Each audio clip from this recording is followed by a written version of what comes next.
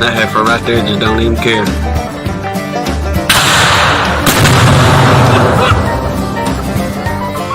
Take yourself out.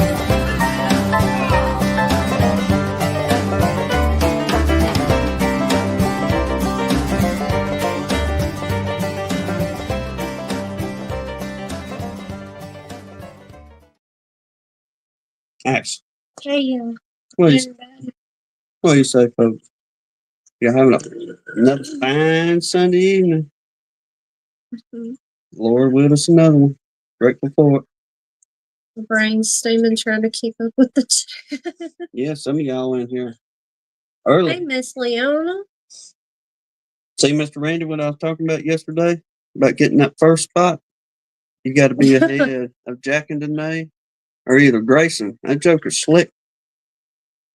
Yeah, He'll call first. 7 hours ahead of time. Yeah, as soon as you put that puppy out, well, Grayson will be in there talking about first. But Yeah, Joey. I'm falling behind. He said the chat took off. It just went down that phone screen. We appreciate it, buddy. Coming on in early. There's 28 people in here already. Awesome. Thank y'all. We sure appreciate it. We have got an evening for y'all. We don't know where it's going to go, but we're going to take it somewhere. Glad to see some names already in here.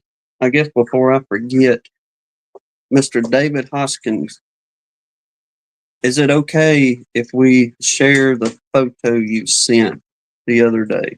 The one you tagged us in. Yeah, that's right. Okay, yeah. Tag us in here. But the little update. And what else? What a client in here, ain't there? Oh my gosh. Okay, he said yes. Okay, awesome. We'll have that up here just shortly when we get with the prayer list. But like I said in the description deal there, that the chickens have pretty well come home to roost. Ain't much going on. We just kind of doing our day to day now. Wait for spring to get here, and we did have a little. Yeah, I mean, Lord willing, our season we'll be able to stay on top of some things. But we did have us a discussion the other day about building some swarm traps and putting out a whole bunch of swarm traps to try to catch up on our end.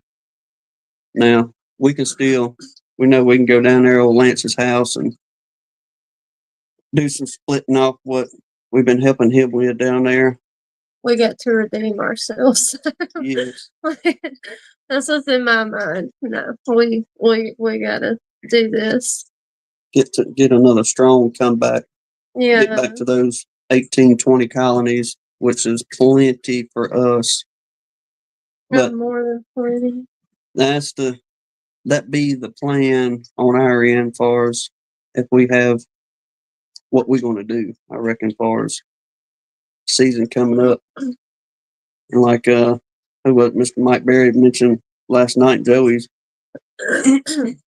live there, that we ain't really about 6-8 weeks out down here. Yeah. So it won't be too long. We ain't got much time to prepare the way we do our prepare. Well, for the most part, we got about, we're on like plan Z at this point. Well, we got some boxes we can start out with, get some swarm traps up. But yeah, we're gonna have to build us a couple, stick out between here and there. But we'll just see how it goes. We like to get them freebies instead of trying to drop money and purchase any bees. Surely don't want to do that. And usually y'all know how it is. If you can get on some of them swarms, they're going to do good from the get-go for the most part. Yeah. And build out The Homestead and Adventure said I still got 10 traps to build. Mm. Hey, Lee, before you, I know a lot of times you have to go early. So before you go, though, your cup took another hit. It did. And it did not bust. No. It just kind of scratched a little bit. It survived. But I'm still drinking coffee out of it. It was about a 4-foot fall. It survived the other day. Yeah. Bam, bam, and I was waiting for her to. Oh, I about cried. If it hadn't hurt so bad, like I would have cried over my coffee cup. I just kept walking. I was like, I'm gonna bust into tears if I shattered my cup, and I don't even want to know right now if I did that. But no, I went right back in and made another cup of coffee. Oh, damn. Well, I told her coming up the steps, I was like, well, there's another one that survived. So, yeah, I had drank all of it out of that one, though. It was empty. So if y'all want some good coffee cups. Yeah, y'all, I can highly, highly recommend these cups from Lee. Because if they can survive me, they can survive anybody. Mm-hmm. And you can get it with the Let Your Love Flow. The gun line saying. Signature. Where's that thing going? Pictures on there. But, yeah, if anybody don't know, we was just yakking with Lee one night and trying to come up with some stuff to put on his website there. And it was like, well, what about your love flow? And it wasn't, I don't know, no time. He's sending us some pictures back of how he took some honey and what he poured it on the counter a little bit. He said they only hold Death Wish coffee. Oh, yeah. They are excellent at doing that. Well, that must be what's holding them things together good, man. But Tom, he does not need any encouragement there. Where are we going? I can't see the chat. That's a good thing. Mr. Mark's got his tater gun ready. Oh, the dishwasher. Oh, what was that? We got a competition on 2 ends. One of them I'm not going to get with yet, but I challenge. You just cannot keep a secret. What? The competitions. Our competition? Mm-hmm.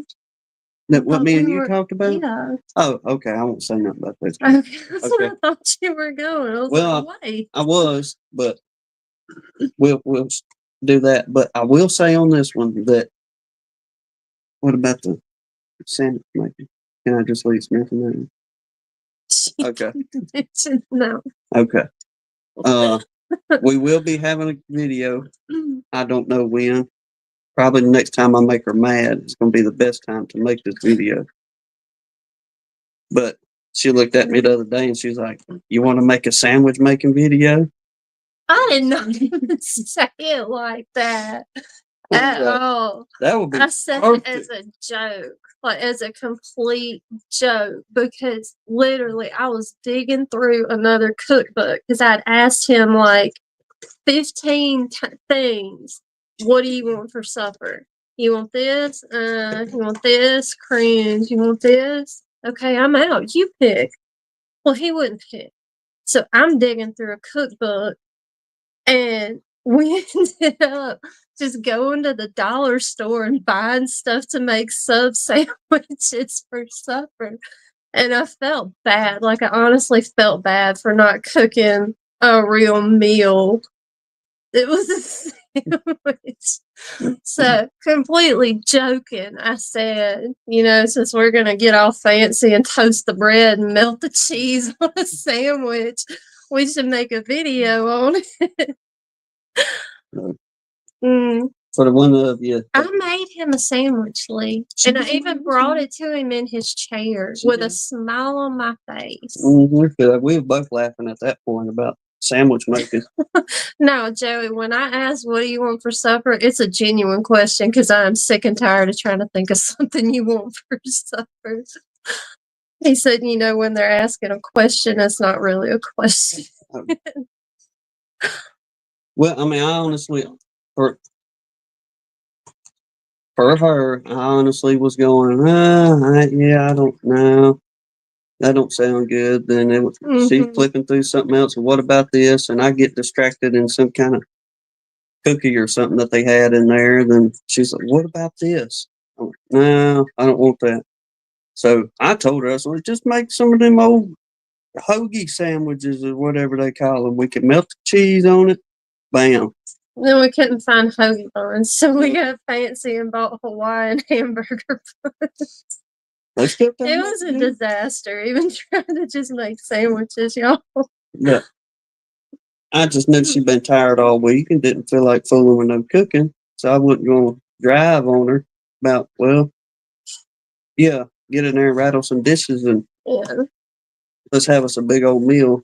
but then we didn't make a sandwich video.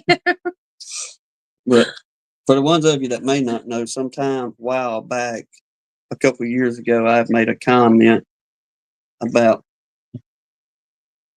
a woman fixing her man a sandwich. How is a woman's duty Yeah, or it's a something woman's stupid duty. to fix her man a sandwich? To fix her husband a sandwich. And when I said that, she was not in the best of moods. And buddy, she come off on me. I'm talking about. Well, she just make me sound like a monster. Yeah, she wasn't too happy with me, needless to say, after Yeah. that. So I gave him explicit directions on how to make his own sandwich. then what put the cake toppers on, I had individuals like Lee and one of the brothers from church sending me pictures of how to, blueprints of how to make a sandwich and stuff like this. So it's kind of, just went from there as a good laugh on things. Yeah, so. he's not good at that, DC. Brian said him and Miss Jim went out for ice cream for supper tonight. Well, there you go. That's a good supper. Hey, he did make his own sandwich that night, Lee. I will say that. She was not fixing no sandwich that night. Mr. Roy's eating real food. What's that mean? Make me feel even worse that you didn't have any room for dessert after you ate ice cream for supper. Yeah. Yeah, that Mr. Roy's doing a big old hamburger steak and green bean casserole. That's what I'm talking about. That sounds really good. Fresh potatoes and gravy. Did you see that in his mouth? No, I'm just kind of adding my own little kick to it there. Uh-huh. Yeah, You're good at that. Not the mashed potatoes in the bag. DC is making a valiant attempt to move the subject to honeybees. Where are we going? Let's see. He stuck a stick in his hives to clean off the dead ones like he does in his videos, and it didn't upset many bees. Mm-hmm. He said he's not sure if that's good or bad. Could mean that they're all riding high up in the winter feed.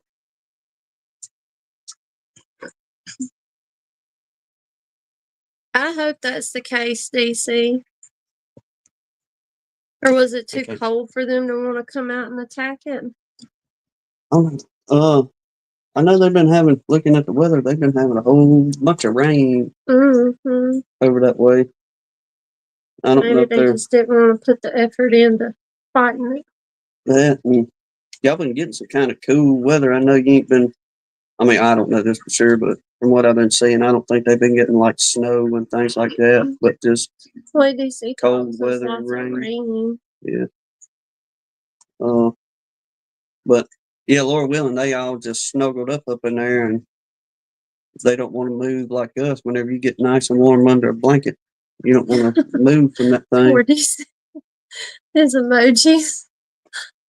Nothing but rain. But and we were like that.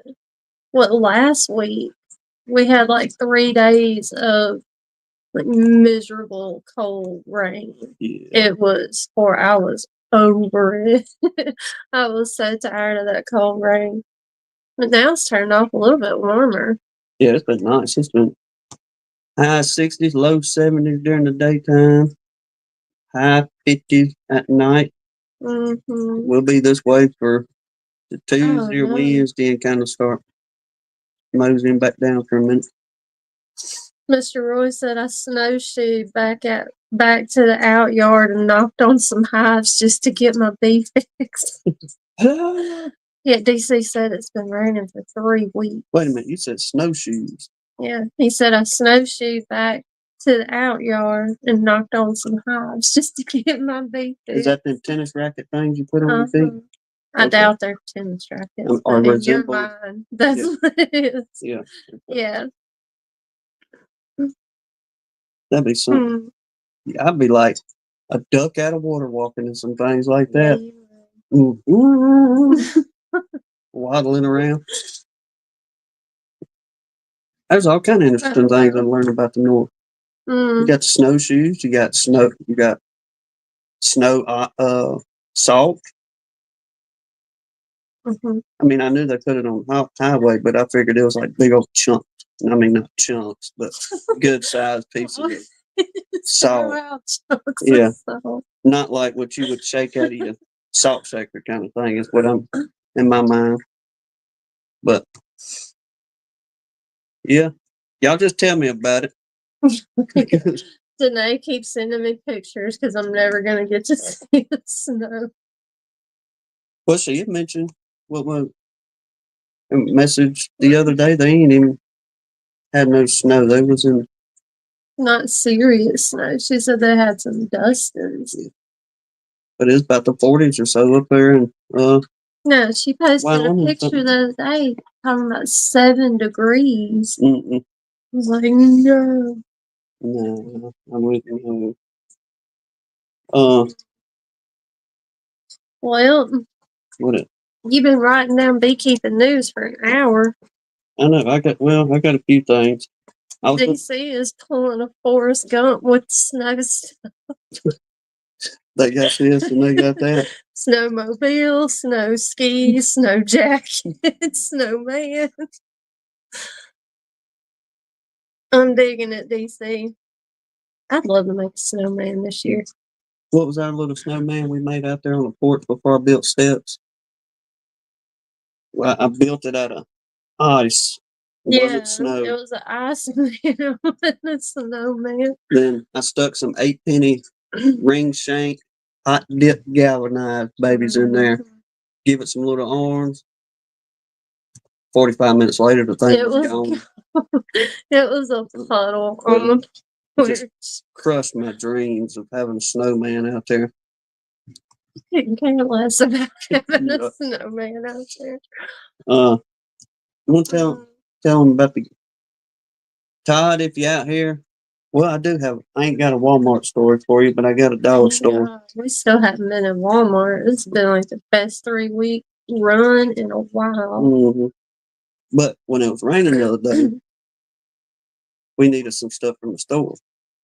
So I told her, I said, I'll go up there and get it. Ain't no big deal. You ain't got to get out in this rain. Just tell me what you need. I should have knew better. So, with her not knowing any better,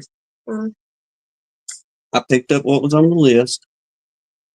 Well, let me back up. The list was one item. Yeah. Well, I got everything. Literally one. As I was going into the store, I walked past where they putting up all the Christmas stuff. Mm-hmm. And I seen something that caught my eye, and I was like, I got to have that. But she's liable to wring my neck if I bring that thing home. So I went and got my shopping list that I was sent with, my one item, and I come back out and I grabbed what I thought would be interesting to bring home. And when I come walking through the door with it, she's like, what is that? And I was like, you're just going to love this. And I just busted out and laughed. I was like, you did not seriously buy this. I did. He paid money for this. What do they call these? Solar bobblehead. Or them little solar things you put out and they wiggle back and forth. Well, I found one that was to my likings. Let's see here. Y'all know what that's from. Yeah. That's exactly what she said when I come through the door with it. You really just paid money for that. Oh yeah, I paid. That's my Christmas present right there. That's all I wanted. I seen it. And I was like, I'm gonna bring that thing home. The only thing I'm not gonna do is hug it and all that stuff from the old Christmas story. But I thought I was like, well. Mm-hmm. That's a good piece of brain food. Lee knows what you're talking about. James Noel knows. There we go. We got some of y'all in here. He's laughing at you. What else? You want to tell them about the guinea real quick, then we'll get into some beekeeping? The guinea. Remember, we went for a fancy dinner. We was finally able to go on our dinner date that we haven't been in. Well, we hadn't been on in 6 months or so. Been a while. You called me Mr. Jackson. And we had quite the conversation in there. If y'all want, I'll get into that whenever we really derail at the end. But anyway, I had a to-go plate. Brought our leftovers home. We finished off everything we was going to eat out of it. We had a little bit of coleslaw left out of because we went to the catfish house. And there's two of our, if you ever had chickens, golden buffs are some of the nicest chickens you want to deal with. Gentle, good egg layers, the whole shooting match. But we got 3 of those. Well, 2 of those hens was up on the porch, and I had brought what little bit left in that to-go box outside. Was going to let the chickens eat. Well, them 2 hens was on the porch, so real easy. I set it down on the porch so the other chickens wouldn't hear. Because if that happened, then here comes everybody. Well, that guinea that Hannah loves so much, I guess he heard that box crinkle or something because he was under the house. And y'all, if we could have took a picture of the look that was on that guinea's face, he come walking out back behind a 5-gallon bucket and just peeped his head around and looked up at us like, what is this? Mm-hmm.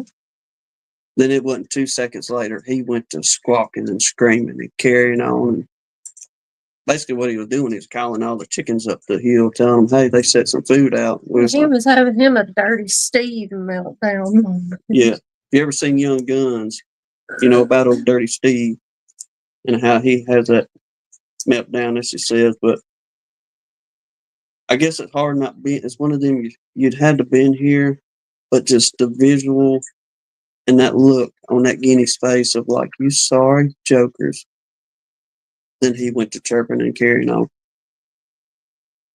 But Earl said his mama's doing good. Good deal. Good deal. Who was somebody last week had to look in the notes here. Who was that was having that was getting better in prayer. It'll come to me in a minute, but if you want to, you we'll do that and we'll get into some beekeeping. But we do want to talk about after the prayer list, Philip's Hives for Heroes, and we'll get into some beekeeping if y'all want to after that. But definitely want to kind of dive into that mission he's got going on. Y'all, if there's anybody we need to add to or take away from, let us know in the comments, and we'll surely do so. All right. So, Mr. Mark, Ed and his family, the Dirt Roosters dad, Mr. Pat, Miss Debs, Grammy Lisa's son and 2 granddaughters, Bob and his family, Tom's wife and his mother-in-law, Mr. Donnie, Mike Tangway and his family, DC's parents, David Hoskins, granddaughter Emma, baby Luca, and the family that lost their little one, Deanna Wheeler, and y'all, Philip sent us an update on her, and I don't want to mess anything up trying to tell details, but she had a very, very, very sound like involved in severe neck surgery she's trying to recover from, so she really still needs prayers. And her son Reed, and then Rachel Wilson, her sister Amanda, and her niece Riley, Philip's mama, his friend BJ and his wife, the Jennifer Brown family, Bobby's Bees and his family, Minnesota Mike and his brother Dave, Aaron Frederick, Mr. Larry and Miss Sherry Gandy, and Mr. Larry's mama, Keith Larimore, Hillbilly Earl, the Paris family, Bruce with his bees, granddaughter Oonsong, Steve Amos's brother and mother-in-law, Spanky, all the war and storm victims, Jeg's Farms wife, Sean Balturse's wife, Mr. Ron, TJ Hanley, Stafford Mike, Shaboo, Ricky Rourke, 29 Homestead. There's Jasper. Everywhere. Let's see, Grammy Lisa's friend Lime, Catherine's son and his family, all of our government officials, Mr. Randy's mother-in-law, Cece's Texas Garden, Earl's mama, Miss Vivian, Miss Janae Wood, Miss Leona, Terry Chapman and his family, Chris Wilkinson, Vincent Kalunga's son Ephraim, Terry Berland, DC Spring Garrison, the Williams family, Miss Janet, and that's Redfish's wife, Kimberly's daughter-in-law Amanda and her family, and Mr. Mark's wife, Miss Crystal. Are you good, man? That's it. That's it. Prayer list. Okay. Mr. David Hoskins. Oh, yes. This And picture, we've been praying. We've been praying for Emma for several months now. What was her heart? Or am I thinking about? No, that was Luca. Luca. She was born like way premature. She was in the hospital for a long time. Okay. Well, y'all, that baby made it home. And looks like she is enjoying herself with family and all that. Beautiful, y'all. So another blessing where these prayers is when the Lord's hearing them and getting these babies home and taking care of things. Then I guess while I'm in here in these pictures, y'all remember me chirping about the other night. Let's see if I can find it on here. Oh no, I'm sorry, Philip. I must have read that wrong. Y'all, that wasn't Deanna Wheeler's update. That was Rachel Wilson's update. Okay. I apologize for that. I think this is it. There we go. Mr. Russell's bats. Mr. Russell Koopman up there. Oh. I was talking about them two bats in the background, how he's got cream honey in one and runny honey in the other, and all he does is just sets them out on a fine display there. Mm-hmm. Then Sean and Angela Balters. Oh, I forgot they sent us that. Yep, sent us pictures of candles they making, looking real good. And David just put in the chat. She was born at 1.5 pounds, 11 inches long. That's crazy. Mm-hmm. My niece, she was a preemie, and she was 1 pound, 1 ounce, and 11 3/4 inches long herself. My brother-in-law at the time, he could take his wedding ring and put over her little foot and run his wedding ring all the way up to the top of her hip on her little old leg. It's just how tiny she was. She had, when we brought her home, unfortunately, without getting into much things, my sister didn't get to see her baby but one time before the Lord called her home. But when we finally brought my niece home, she was so little to begin with, they thought they was going to have to put her back in water, but they didn't. But then when we got her home, man, if we heard that little breathing machine go off one time every night, it was going off 1,000 times because they sent her home with some kind of machine to make sure she was breathing at night. But for a long time, where I'm going with that, we understand that can be very stressful at trying to get them babies up and going as they should. But thank the Lord, she's what, 18 years old now, so and the Lord's blessed that baby too. There, David. She's almost saved. Got her old friend Vincent from Zimbabwe sent some pictures, and he does his beekeeping. He's got his log hives out there that I think what he was talking. He pulled the bark off one tree, and they make like log hives out of that bark, and that's how they keep their bees down there in Zimbabwe.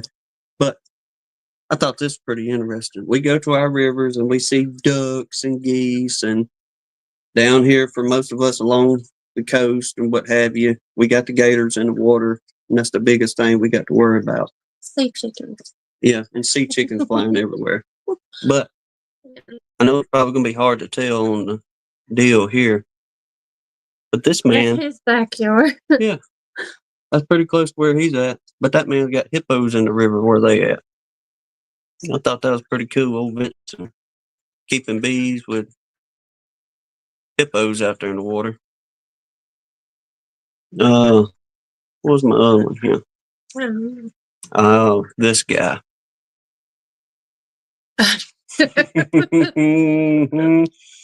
Yes, sir. Man, looks good holding that money in his hand with the crown up there, don't it?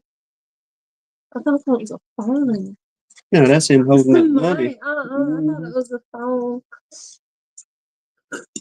That man holding $10,000 up to his head right there.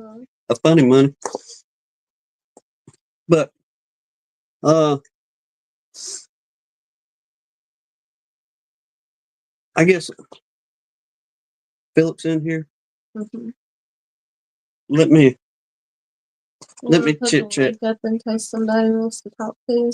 Or are you gonna do your news real quick? I'll do my news real quick. That way we can get real in depth with Philip and this Hives for Heroes, as far as if he wants to come in and talk anymore, anybody else wants to come in. But I've got the list of everybody that has donated to the event or adding to the event as far as I guess prizes.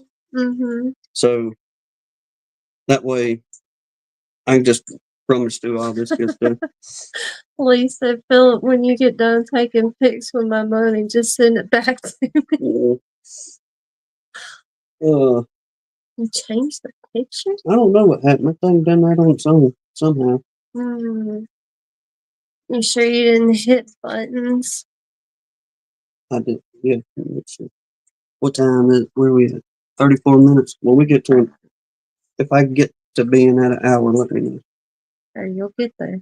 Yeah, oh yeah, we will. Couple things out of the bee journal for the ones of you that. What you got there? I'm assuming it's Tom at the keyboard. So who's that lady in the picture with the crown? Trying to instigate. Uh-oh. I'm trying to put some salt in the wound. Let's see where we at. October 1880, volume 16, number 10. For the ones of you that want to go back and look at any of this, but this one has got quite a few articles, especially like ones of you that does these conventions and stuff like that. Go back and read how they did it back then as well. Because this one's got, let me get through here. I think Cincinnati convention, there was a Kansas convention, at the Chicago convention. But what I'm going to read off of, thought this would be, some of y'all may get a good little kick out of this. But Leavenworth, Kansas, Mhm. their Times, which is like their newspaper back then, gives the following details of a swarm of bees that lately came to that city on a quiet Sunday afternoon.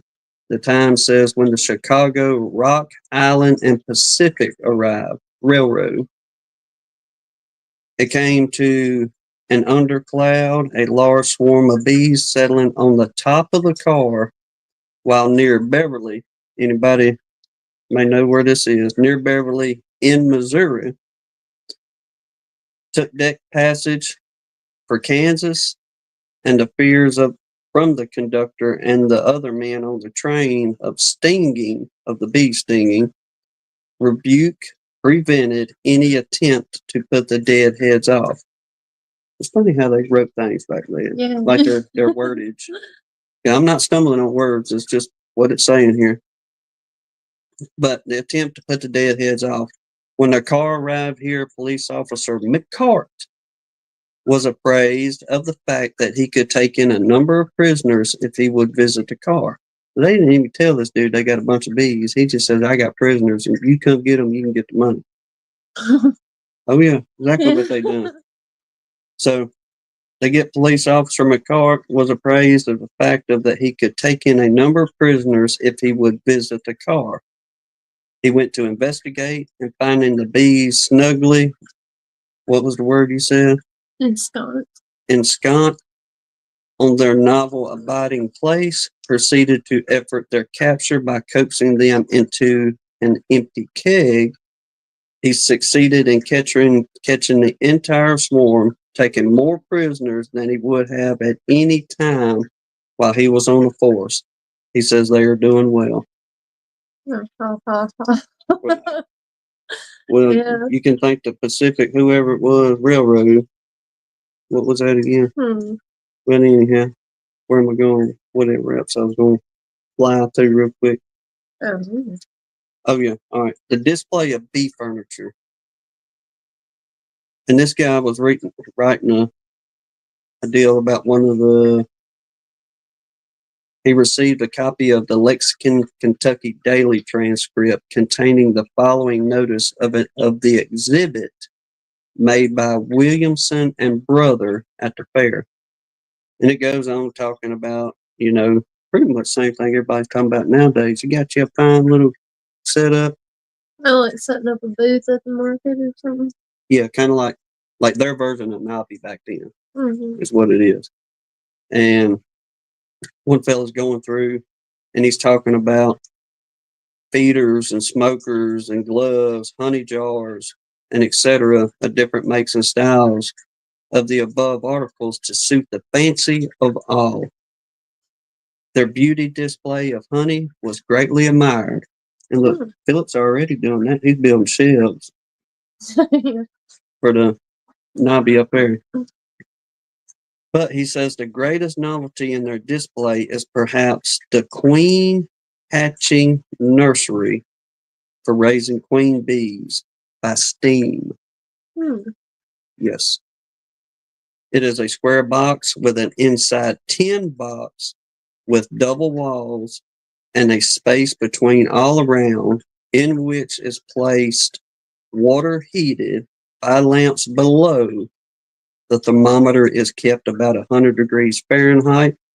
The queens can be seen emerging from their cells, which resembles a peanut. Then it goes on about their observation of the Italians and how they admire them, and so on and so forth. But the other part here, where are we at? Does not pay. We got to get to convention. He's past it. I did. I was just kidding. No, I really did. Past it. Where did they go? I don't want to give it away, but the dude talking about what are you doing? You're going too fast. Swarm capture. What will we eat? Suspend. Y'all bear with me. We're going to go somewhere. I guess it's still in the display of furniture here. All right. The queen hatchery. The observation. Also on display is all kind of literature. Blah, blah, blah.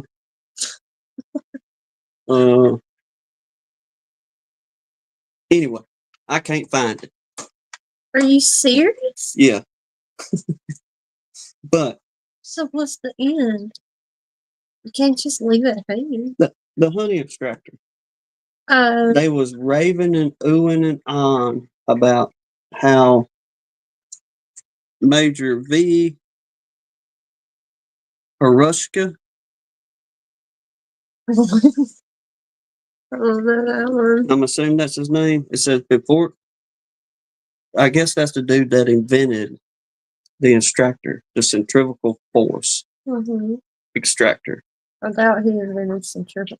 Well, the extractor to aid in centrifugal force.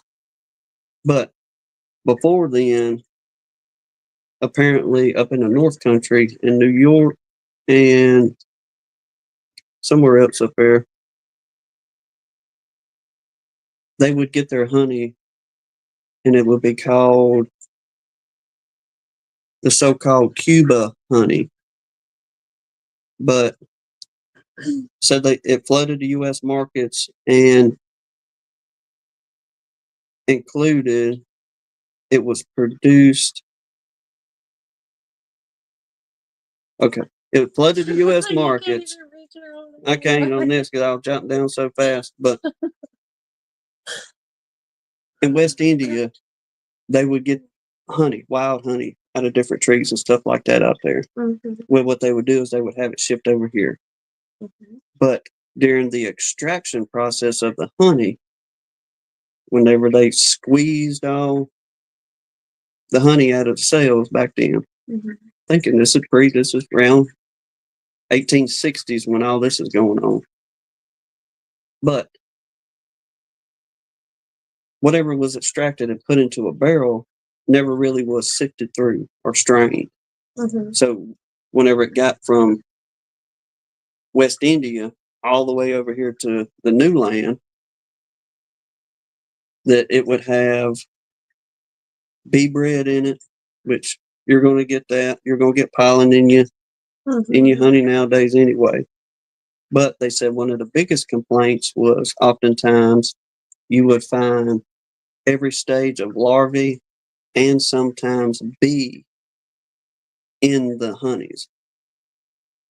Because they were just squeezing it all up. Squeezing everything there. Then by the time it got to them, the honey would just about turn to nothing you really wanted to ingest into your body. So I guess that's why they called it so-called Cuban honey. And let's see, the larvae of many stages, bee bread, and other impurities, it said. That was in there. Then, last one thing, interesting little piece. I never knew these was out here. Y'all probably, some people was going to say, yeah, Tim, how did you not know about this? But be honest with me. How many people has heard about dipping sticks? Because undoubtedly in the 1880s, this was a huge deal. Dipping stick like honey dippers? Nope. You didn't dip no honey with them. Okay. What's the difference? We'll see if anybody says, oh, yeah, I know what you're talking about. I'll give you a hint. Undoubtedly, JC's Bees has got a couple videos because whenever I was researching it and looking at it, like, what in the world are these things? A couple of his little videos come up and it had pictures of dipping sticks. James put a thinking face. Thinking stick. Like, okay. What are you talking about, folks? How's it in? Y'all Google it whenever we get done with this and check it out, but it's pretty doggone interesting, especially for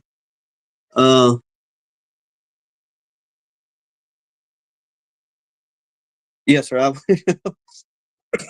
What? The cream honey guy. I guess Mr. Kooten's picture. Because he's the cream honey guy. Oh, okay. Yeah, the You king of didn't tell cream me honey. he sent a picture. Well, I'll show him the his setup and everything. Is that what you're talking about, Mr. Russ? I don't know. But the dipping sticks, you can buy a pack of them things. It looked like you get about 8 or 10 in a pack nowadays, but they look exactly what was in the 1880s picture. Hmm.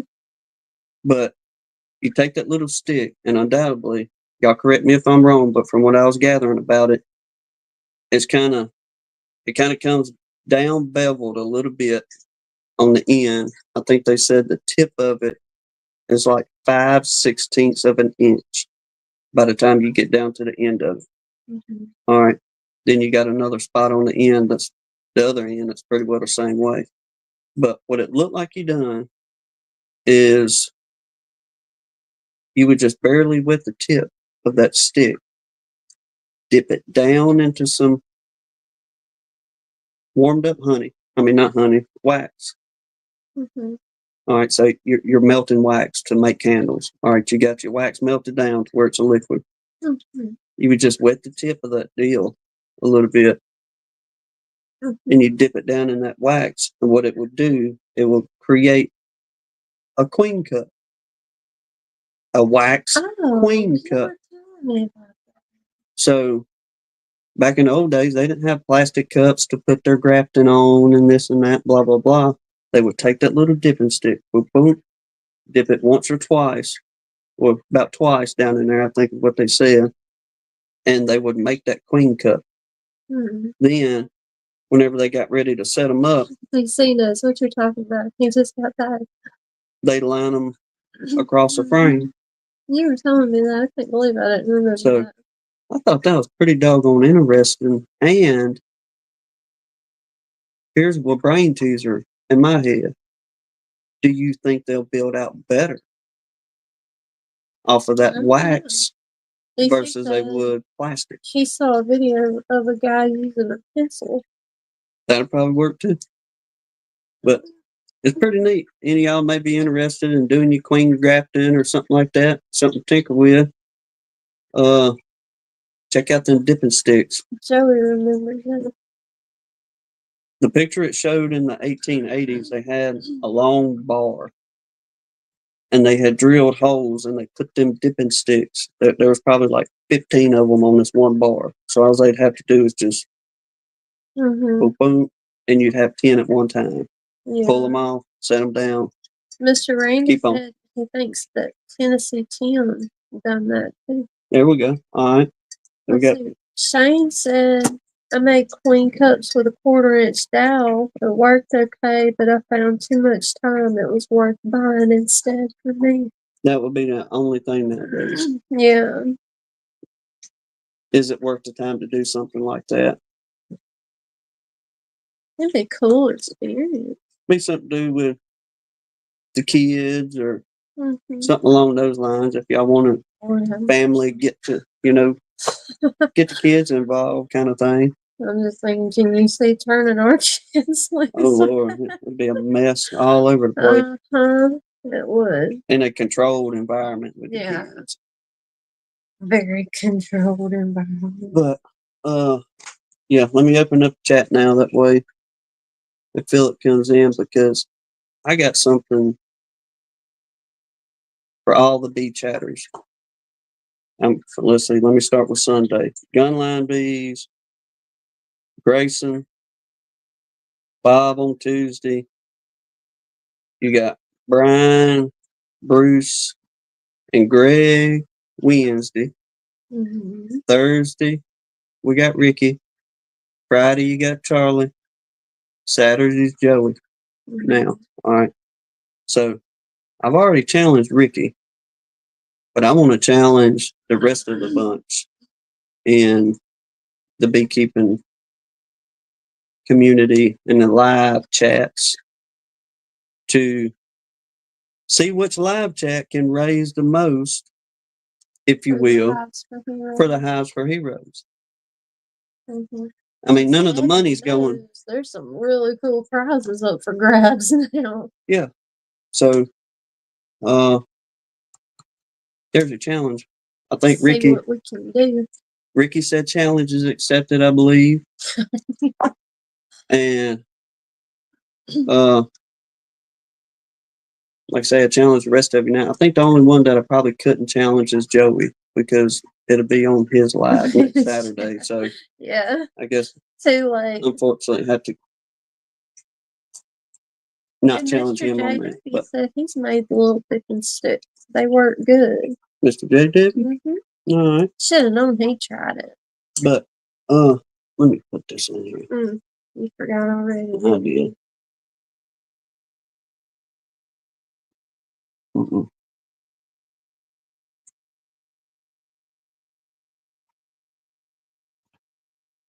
Bingo. There you go. Hit all the right buttons. Okay. Got it pinned up there. But kind of highlight. Now we're moving on to the Hives for Heroes deal. Philip RTX. Philip's got a basket and he's got his honeys in there and some earrings. And what it there he is. He can come tell us what he's got in his basket. Hello. Oh yeah. Hang on. I always forget Technical that part. difficulties. Okay, gotcha now. Hey, how y'all doing? Good man. Hello to everybody out there in the chat. Yeah. Let's see. Philip, looks like you got several prizes to go along with your entry as well. Good Yeah. grief. Yeah, the no life beekeeping community really came full force on this one. Yeah, they did. Yeah, I think there's nine different prizes. That's wow. Because Yeah. Philip's got 3 prizes. Well, I've decided to take the second and third place prize of mine, and we're just going to spin for those. We're going to let everybody have a shot at those. Okay. I was talking to Lee about that today. Since we got so many really nice prizes, those were the kind of the minor prizes. So now, if anybody wants to throw in a bottle of honey and they want to mail it to somebody, we can do that with other people's too. But kind of want to have something just for people that not everybody has to donate to participate, something like that. So That's cool.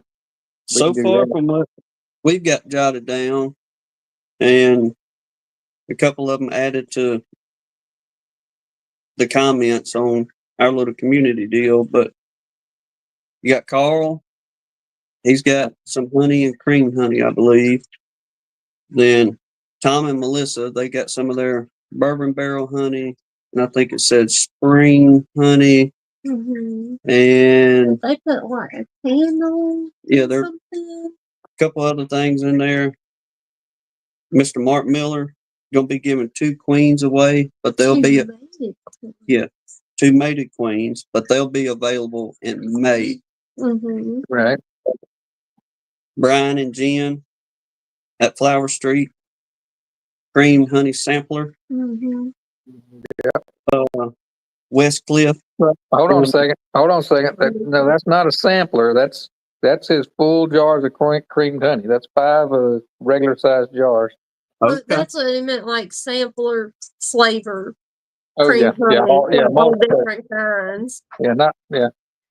But like I said, they're full size jars. It's probably $100 worth of creamed honey there, from what he sells it at anyway. All right.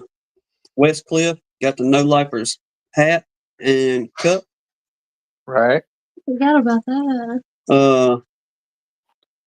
Matt and Alicia. Am I saying her name right?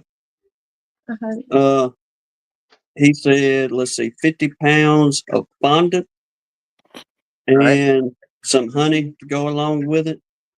And Miss Sarah from Sarah's Happy Hives has got some of her gold honey. So, and there was one more that came in last night. Oh gosh, if I'm on my phone, I could go find it. Melissa can probably tell us. I think they're in the chat. Melissa and Tom are. Alright. Yeah, there was. Who are we missing, BA? If we missed you, let us know because we want to get your name out there. Uh-huh. Yeah. Yeah, we Well, had one how other is thing. Mr. JW? Hey, I just wanted to come in to chat a minute, and I'm going to leave you. Yeah. All right.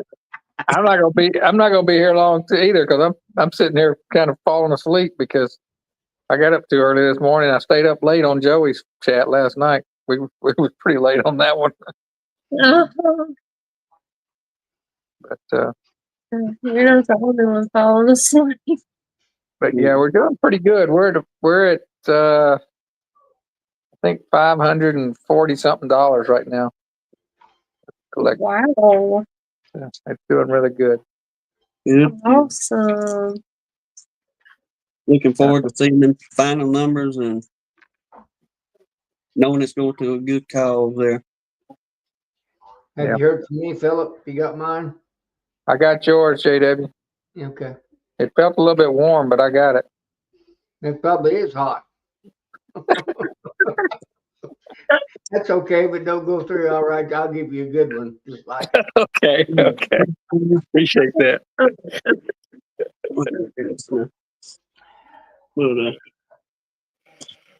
Well, Mr. JW, you got your mail in? I'm gonna regress here just a minute. Let me get off here just a second, and I'll be right back. Okay. Roger that. Oh, James Knoll. That's who James Knoll gave a basket. Okay. James Noel, yep. There we go. Yeah, and another thing that I'm working on is having somebody from Highs for Heroes come on and talk to us for a little while, give us a little more information about their program and Yeah. all that. So I hadn't got that lined out exactly yet, but it's going to come together before next Saturday. Good deal. We were talking, I couldn't even remember. Do you remember like what your final total was last year? I think for this raffle, I think it was right around 700. I think. Okay, so you're almost there. Yeah, and a lot of that came in real, kind of the last minute. Mm-hmm. Let me see. I've been writing down. Sure where my envelope is. Over 1,000. Add James to the list.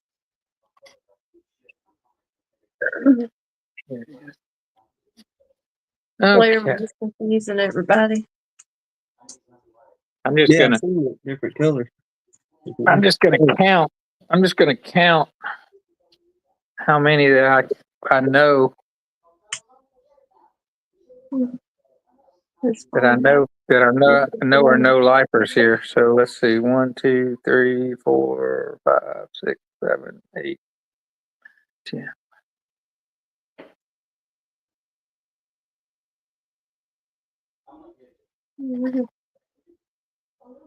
Wait for James Nolan. Okay. Yeah, because remember I had to apologize last year at the first annual review. Because we thought it was Jack and the name. Mm-hmm. But no, it was Mr. James Nolan. Tom and Melissa said they're going to be on Grayson's Live tomorrow. Yeah. Really? I didn't That's know cool. that. That's awesome. That's cool. So yeah, I've got about 19 or 20 that I know are no life beekeepers that have already donated. So that's pretty good. Awesome. Yeah, And we'll continue. I know that there's some. There we go. No, he Hey, didn't. that dude ain't getting ahead of me. Look at that. That's a real king looks like. Whoa, Mr. Judge. Yeah. I love it. I love it. I got I had to screenshot that one. That's awesome. Mr. J-Dub. I wish I was on my bigger computer to get that, to capture that.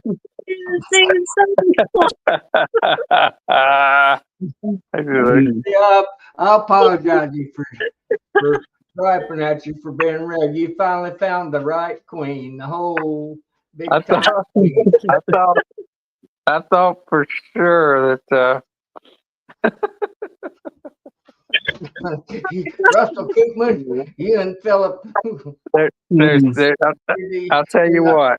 You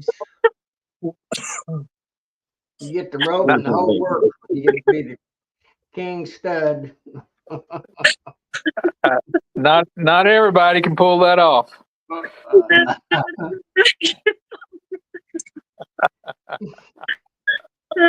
my gosh. All right, Mr. JW has officially taken the crown. That's great, Mr. You just made my year with that, Mr. JW. You know what I tell him? If you got it, flaunt it. That's good stuff. I want you to wear that. I still think, I thought we were going to dress you up as Santa. You can just wear that outfit to Nobby, and we'll have people come over and take pictures with you. Yeah, I guarantee you'll have a bigger line of people. That is great, Mr. JJ. I would have never thought about making a cape like that. The king of With all this money. Good stuff there. That is good stuff. Mr. Russell Koopman, since we on the phone, it won't let me upload it without me pushing too many buttons, but I'm gonna try to get your picture in here. Of the third king in his crown. That's the cream honey king right there. All right. Thank you there, Russell. Okay. Looking good in that dirt rooster hat. Yes, sir. Love it, y'all. I love it. Absolutely. Philip, yours top notch as well. King I'm of the sorry, email. Mr. JW wins with the I had to zoom in. It says King of the emailed honey category. That's good. That's good stuff. I ain't gonna lie. The other week when Philip texted me his picture, Philip just texted to me on the phone. And that morning I about fell out just the same, seeing Philip standing there posed up with his 10 grand by his ear and his crown on. I went running back there, showed Hannah laughing. Then here you come with this, Mr. JW. The back of my head hurts from laughing so hard. Oh, that's great. Y'all- Thank you. I've done spent the biggest part of that money. Not all in one place, though. What more coon traps? You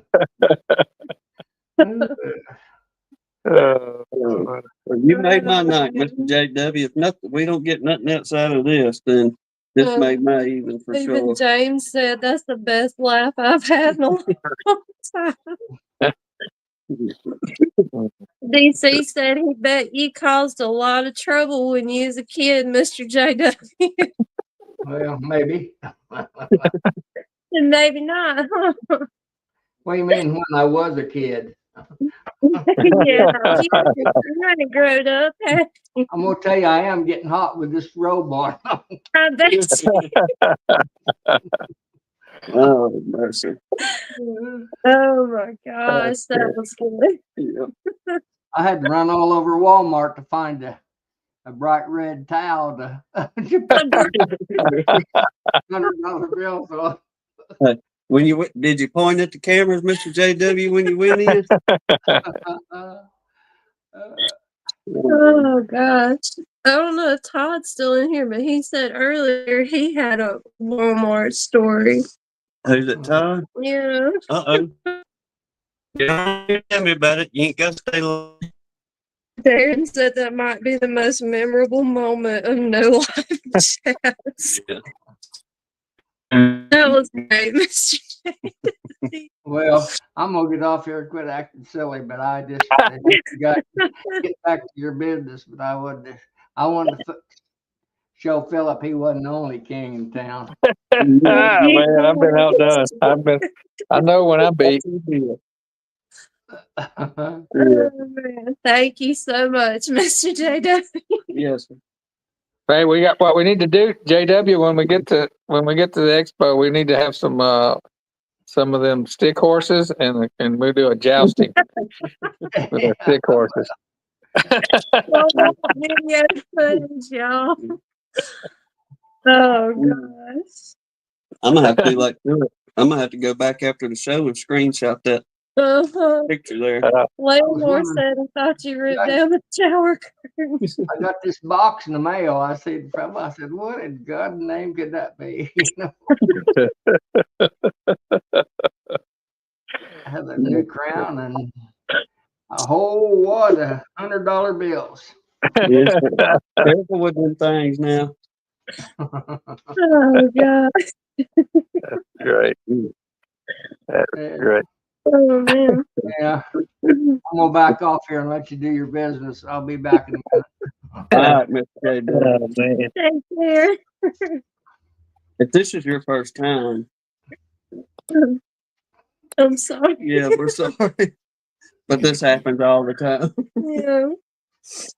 Oh, I said, are Well. you going to be wearing this while signing autographs at the Missouri conference?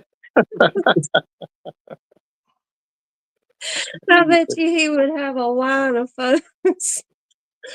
If nothing else, just to see what in the world he had going on.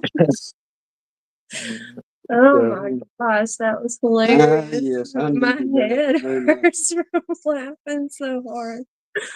Hmm. Oh my gosh.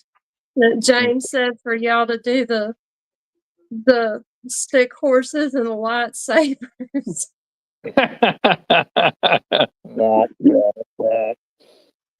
Hey, Mr. Mike Berry's got us figured out. Ain't that the truth? Yes, sir.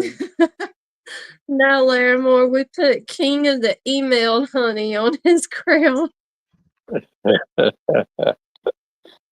We didn't want him to feel left out because he tried so hard to get his honey He did. tasting it. And I went back on my word, not giving everybody a trophy, but by golly, I'm glad I put that one in there. That was so worth it. Hey, you gotta quit. My head hurts Okay. for real. Yeah. Oh gosh. Moving on to business. All right. Like we have ever gotten down to business on this stream. Oh, I do kind of wish he'd have saved that for the Christmas live. That would have been great. we'll try to Oh my gosh, get that that was picture something. somehow. Put it back up. Maybe what I'll do is I'll change our background. You know how JW had Joey for his minty background? We'll change it and put Mr. JW there for the Christmas background. I know, Mr. Mike, but we gotta start business in the morning, so we don't want to do it here. Have you seen Sarah? No, Miss Sarah? I think she's got her grandbabies again. Well, we don't want to forget about her. God love her. She's such a kind individual. Yeah. And she has Sarah at Sarah's Happy Hives. Many of you women have been very loving. Yes. And yeah, just being friends has been a good thing. I mean, behind the scenes, Hannah enjoys the fellowship you women have, chit chatting back and forth and all that. But Miss Sarah sent one of her and Steven. Let's see if I can get this up here to show y'all. But it's like a little battery operated candle. Wow. Isn't that cool? That is cool. Mhm. He said Steven got a laser etcher. Uh-huh. and started making those for her. Yeah, I'm that's like, man, cool. that's the cutest thing I've ever seen. She's got her Sarah's Happy Hives on there and all that, but Yeah. man, that machine, let me tell y'all something. The way that joker cuts and then thin little bitty lines it's got between for themselves. Precision. Yes. It's incredible. Ain't no way you can do that with a doggone X-Acto blade or nothing unless you just that good. No. All right, where are we going, Philip? Oh, it's showing Everybody you. asking about his shells. That's the fourth one of 5. So Okay. They look good. got that one done. Oh, and this is one of the giveaways there. That's one of the baskets. We're just gonna spin for that one, Okay. and then we're gonna spin for a jar. DC said it ain't shells, that's stairs. They do look like stairs. I don't know if I'd want to walk up them, but yeah. Philip, I know you've probably mentioned this umpteen dozen times, but you're putting Compel and Richland in there? Yeah, putting Or is compare. it Yeah, honey? on the big prize. Yes. Okay. Whoever wins that, now, I'm not saying this just because he's the running honey king of 2024 unofficial official honey tasting, Mm. but I forget what one it is. It's one of the two. But whenever he sent honey in last year for the first annual U, okay, Mm-hmm. I think it was Richland that had that just different taste about it, which was Yep. good. But Is Rich on your farm? Yes. Yeah, that was it. well, and I'm assuming it was the same thing this year as well. But whoever gets those two different honeys, you're going to go, yeah, I see what you're saying now as far as how that one honey just keeps throwing out different flavors in it. So there's no doubt you'll enjoy that end of things on the king of running honey.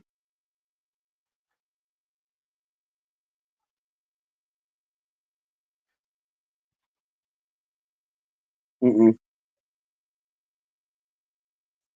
My bad, y'all. Distracted me for a minute. Sir? He's Oh, trying to sneak back in there on me now. See, old Philip, he's got his crown back on. He's and trying there he got his crown on. I had to try to match you. Let's make him big for a second, too, now. There we go. Yes, sir. Got that nice crease in there. Yeah.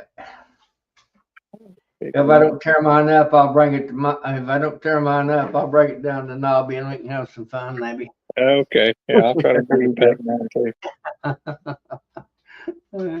Yeah, we was trying not to crease them things for you and Mr. Russell Yeah. Koopman and well, all three of you. Then the guy at the post office was like, well, the boxes really ain't going to work for you if you'll put them in these little bubble wrap bags.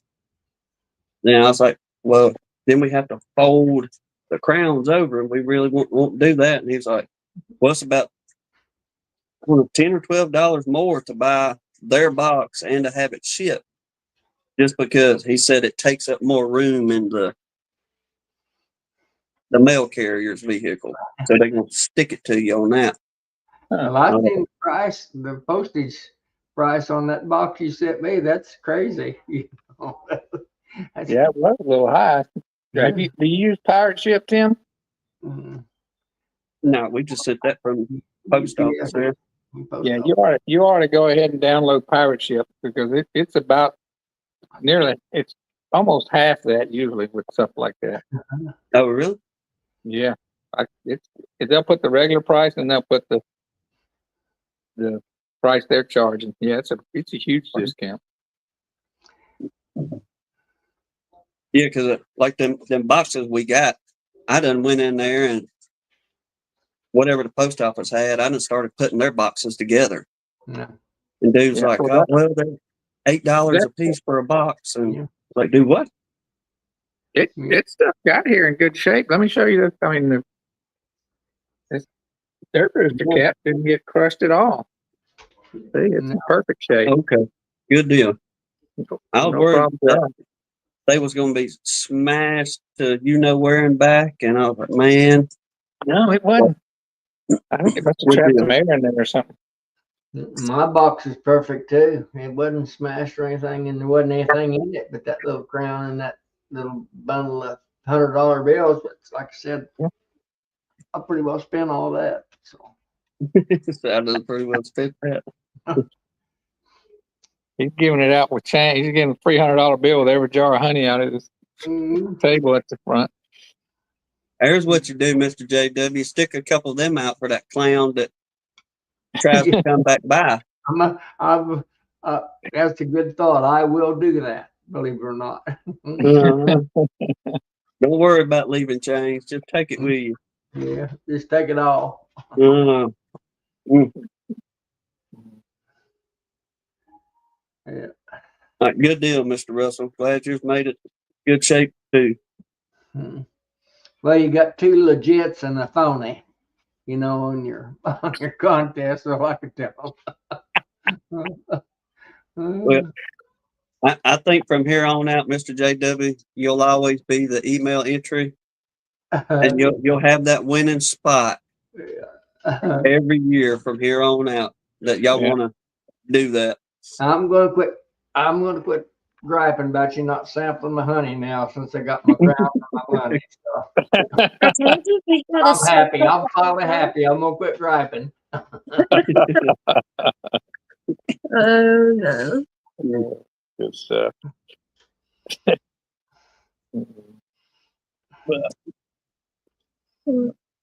So is Lee still out there?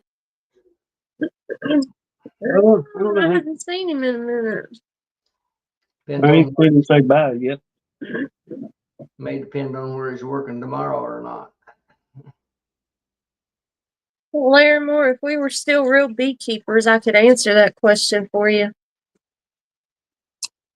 Yeah, that Lee's here. that swarm died off a couple weeks ago. That last big one we got. That ended it for us. Live bees in the yard. Yeah, Philip I got didn't his say on. Philip. Uh-huh. I'm late. Hey, Lee, if you don't mind, I know you got it probably handy. Or if you could put in those ways for people that would be able to donate or buy tickets for that House for Heroes, just to refresh everybody's memory. Like, Did you say that too? I did. Melissa sent the Why? flyer deal here. See if I can get it up I there. don't know if so bit. I can't read that. It ain't gonna make it big enough. I was going to say that's the thing is it's hard to read it when it's on these little screens on that flyer. No. That's why I went straight to Lee because he usually has stuff like that handy. Or He's the tech guru. exactly. Maybe do some kind of copy and paste. He's in the and put only one comment. that can safely push buttons. Or however y'all do it. I don't know how y'all do it, but I think Philip, you done it the other week, and I know Bob did a couple times when he come on. But he sends something, and we could get it in the guest. It would come up like somebody's coming in the chat, and we can put it up and we give it full He has screen. to have access to our channel. I got to get with you on that because I'll talk to you or call me one of these days. You ain't running that crane. We pretty slow this week too, so it ain't gonna bother. But I'm gonna get you tied into our link whenever we get ready to do that. Hold on, he said, "Give me just Giveaway. a minute. I'll fix you up." Okay. Do it. Lee always knows how to do something. Yeah, there's a way around it. I have no idea how to get around it. I just sent you my Zelle number, but I don't know if you can grab that and post it up on the screen or not. I was on my computer. That's where the private chat is. Everybody talks about. I didn't even know that was one. Yeah, so you hit the Yeah, there's a private chat there. Hang on. I was just typing in the chat. Won't let me. Leave it right there just a second. Let me type it in. Okay. I don't even remember my son's Venmo thing. I think it was Noah dash Morse dash something. Can't I remember. think I took a screenshot of that. I may be able to tell you on my phone in a second. We should get done typing this in for y'all. Don't kill it though, so please go try to kill it. No, I hit the right button that time.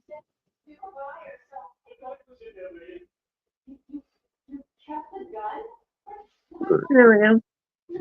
Let me see here. Let me look at my screenshots. Philip.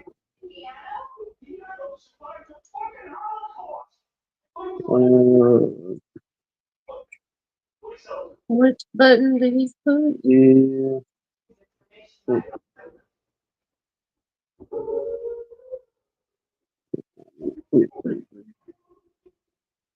Wait a second. Yeah, I'll wait for Lee. That way I don't mess nothing up. Good idea, darling. We done ended the stream like the old days. Mm. Feel like the old times again, y'all. Yeah. Where'd they It's a go? minute. I've done good. You have. Oh, This is Lee is the ultimate YouTube live tech guy. well, I guess we're waiting on him. Yes, Lee's Philip, got- did you get your tree decorated? Yeah, hold on. Here it is. I didn't decorate it, but it got decorated. There we go. There we go. Ooh, it's Bingo. pretty. Look at a monster tree. Yes, sir. We've had that tree since before my first son was born. He's 23. Oh, wow. Maybe about the time he was born. Hold on, let me see if I can show you something on it. It's something I was doing when we were getting started on the live chat last night. I was putting that tree up. But let me see. Turn this camera around.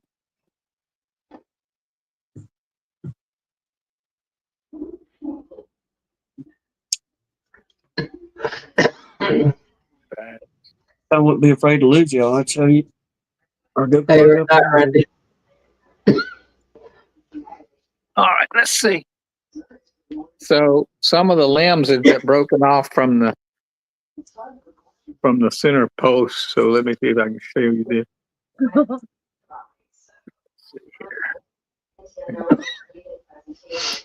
Let me get in here. We're gonna crawl right up in the tree.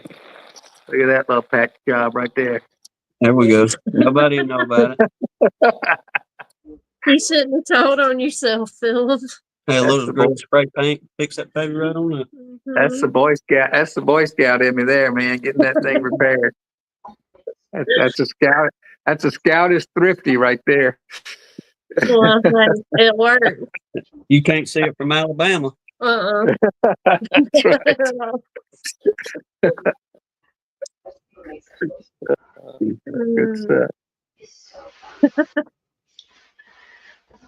No, we made a peace lily our Christmas tree this year. Grabbed some little lights, chunked off on that baby, and she looked pretty good lit up. Yeah. Yeah, the Boy Scout. A Boy Scout tree split. Yeah. Pretty good. Pretty good.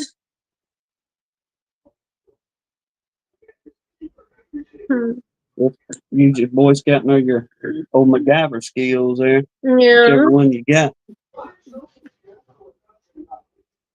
Everybody's headed to bed. I don't blame them. Since this time has changed, I have had a time staying awake after that sun goes down. Mm-hmm. I often catch myself during this week. I'm dead to the world 6:30, 7 o'clock. Then regret it because I'm up at 2 or 3. But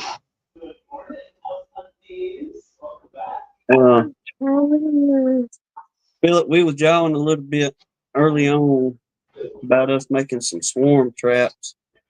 Have you got the numbers for them Mexican boxes you build?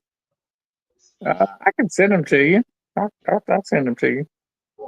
I'll I'll have to write it down. I didn't do any drawings of it. I just kind of measured and started building. Matter of fact, when I go to build them again, I'll have to measure the ones I've already got. I don't even. It's size, to hold a frame. So Okay. I use fence boards. Fence. They're like 5/8 inches thick, and I use on the sides. I use the true six. You have to get a true 6-inch fence board, which Home Depot sells. They cost a little bit. They're like $5 a board, but you're only using like 10 inches or 20 inches of it, so you can make several swarm traps. And on the sides of it, I just use the regular fence boards, not the more expensive ones, the cheaper ones. Okay. I've got a video. I think I got a video out there of how I make those. Nate Lee's thing is so low for a second. It looks like he's centering it on the info. All right, here's your info, y'all, on The raffle ticket. Yeah. There you go. You can read that. Perfectly. Yeah. Noah-Morse-10. Didn't know. how in the world he did that. I couldn't tell you. But there we go. It's a secret trick. I'll leave it up there for a minute for y'all. If you want to grab your pen and paper and jot it down right fast. But yeah, Mr. Mike Berry and y'all, I want to build some swarm trap boxes. But while I'm doing it, I guess kind of tinker around and do a couple of different sizes. And we've had good luck in past years with just using them old nuke boxes that you can get whenever you buy a nuke. And we've had pretty good luck with them, but listen to everybody talking about have something with a little bit more room in there. Got me interested in building building something a little bit bigger to just kind of have an assortment, if you will, because I've got just about a whole sheet of 1/2-inch Luan out there that we painted up both sides, and the customer ended up not wanting to use. So I was like, well, shoot, I know I can get a couple years out of this Luan, especially since we done painted it up. We'll just make a box or two out of that. And then, like you say, you saying you using fence boards? Oh, dog ear board? Yeah. Well, for the sides of it, you can't use just a regular 6-inch fence board because they're only about 5¼ inches wide. Okay. You got to use. They call it a true 6-inch, but it's probably 5 3/4 or 5 7/8 probably. But when you use that, it'll hold 4 frames. But if you use the regular one, it'll only hold 3 frames. 4 won't quite fit if it's not. So anyway, I guess I could grab one out here and show you. It's not that hard to get one. So you're just saying use just like a standard 1x6 versus a 5 1/4 No, board? not even a 1x6. Let me see. Home Depot sells a true 6-inch fence board. It's actually 6 inches wide or right at it. Let me see. If I can find something laying out here.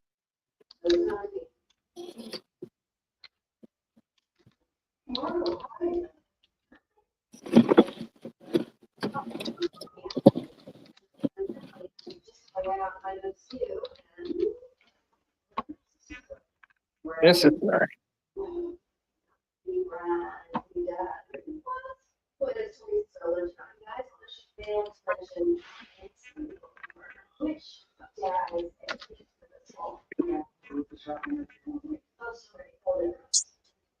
Give me just a second. I'll get this camera around. Yeah. Now, if y'all just talking about using regular old fence board, privacy fence boards, I've got a pile of them little rascals out there, about 10 or 12 of them. I need to do something with anyhow. See here.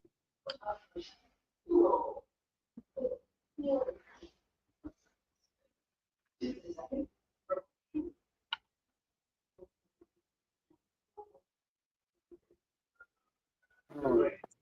Here we go. Okay. So my system is, let's see if I can put it up here. Okay. So what I use, and I'll just walk you through it. Mine is just two of these boxes like this stacked. So the way I build them is, let me go around the side. This was my generation one. I've changed it a little bit. But despite this piece right here, that's just decorative. This is one board, Tim, that goes up and down, okay? Mm-hmm. You see what I'm saying? And that board, you can't just get the dog-eared kind, because the dog-eared kind's only going to be about that wide. It's going to be, a half-inch shorter than the width of this board.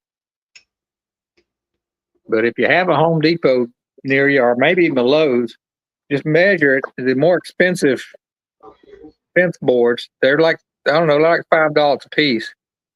But if you buy one of them, you can make 4 of these boxes, or more than that, probably. Well, this is about 10 inches right here. But that width will get you 4 frames. All right. So now when I first did this, I rabbited this piece right here. I don't do that anymore. I just made them a little bit longer, and then I just nail on a piece. You see, I had to nail on a piece here anyway to make the frame rest work. Mm-hmm. But I don't rabbit these anymore. I make this a little bit longer, and I just nail on a strip for the frame rest. It's just easier that way. You don't have, that's not, it's a couple of cuts you don't have to make. Now, this board here and this board here are the cheaper, thinner. You can use the dog ears for these. And you see that, you can see the joint in there. See there? Yeah, you can And stack them. that's what this piece is covering up, is that joint right there. And I just continued it around the end just to make it look pretty. That piece this is just decorative. All right. Now, Show me your corner real quick. You got them on the outside or inside? what I've got is on the outside right there. Okay. So this board sets your width. And that's why I'm telling you, if you go build it with the dog-eared kind, you're only going to be able to get 3 frames in there. You're not going to be able to get 4. And they're going to be in there real loose. But one of the things, now this piece right here, I've started making it, this was a 1 inch, but I've started making it, I think, 1.5 inches. Okay. And the reason I did that is to create a little more overlap, because you'll see in the bottom of this, it's not just nailed to the board. Let's see if I can probably show you down here. I ran this overlap board. I ran it across the table saw blade to create a little bit of a rabbit in it. You see that? You see that little extra right there? You see how it's, and I don't know if you have a table saw or not, but yeah, I got one. So the reason you do that is so, when you build these boxes, they're not going to, if you build these boxes and you want them to overlap, you can, they're not going to stack perfectly. So that little bit of extra there makes you be able to stack them up, and it gives you a little bit of play so you can stack up. Oh, the reason I made this longer is because before, when I built these at first, I would stack them up, but I had to use a strap to keep them together. And I figured out if I made this piece a little longer, then I could just put a couple of screws through it to the bottom, to the box below it. You see what I'm saying? Mm-hmm. I have to go out there and get. I might do that. Let me see.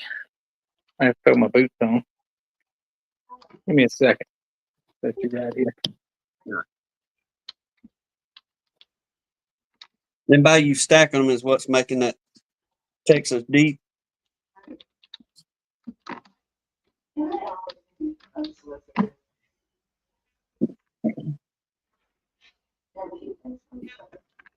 But,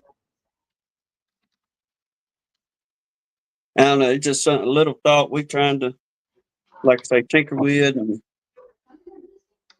get to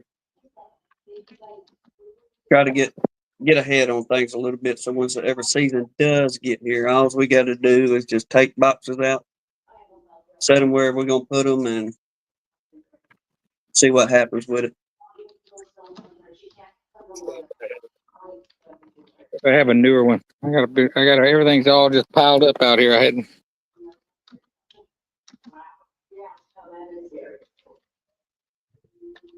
That one right there. Dang, everything I got out here is the old style one. Russell aiming 5/5 on your swarm traps. Yeah, you can do a 5/5 box, but I've caught a bunch of swarms in these. Let's see. Yeah, these are all the old. All my new ones must be out in the country. And yeah, I can one too.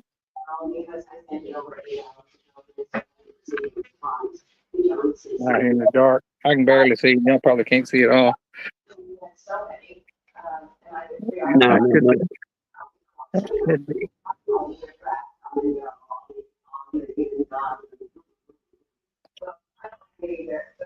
An old one too.